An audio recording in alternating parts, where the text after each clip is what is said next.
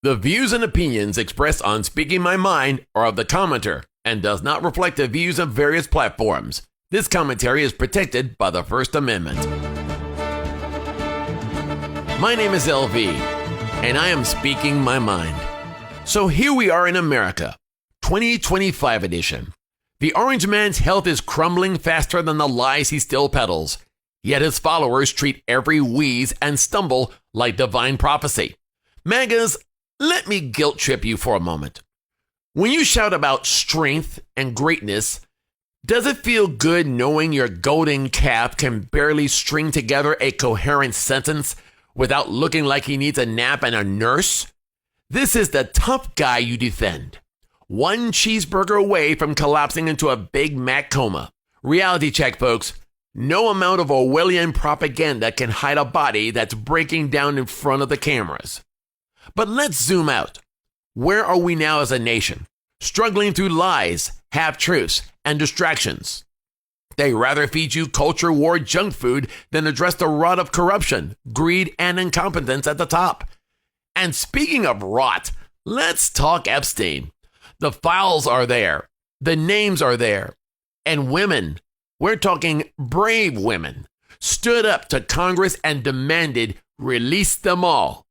Not half, not redacted, not sanitized, all. Because justice doesn't play favorites. And isn't it funny? And by funny, I mean suspicious. How suddenly Marjorie Taylor Greene, Lauren Boebert, and Nancy Mace decide to play, look at me, I care about the victims. They'll shout into microphones, wag their fingers, and act righteous for the cameras. But ask yourself, what are they really protecting? If those files hit daylight, some of their donors, allies, maybe even colleagues can be exposed. And so the circus continues, a parade of fake outrage covering for a real fear. But here's the truth MAGA hates most. You can't yell witch hunt forever. You can't point at the other side and pretend the stench isn't coming from your own camp. In due time, every name will surface. Every hypocrisy will collapse under its own weight. And when that day comes, I wonder, will you still chant fake news? Or will you finally choke on the bitter pill that reality never needed your permission? So yes, America, we are in review.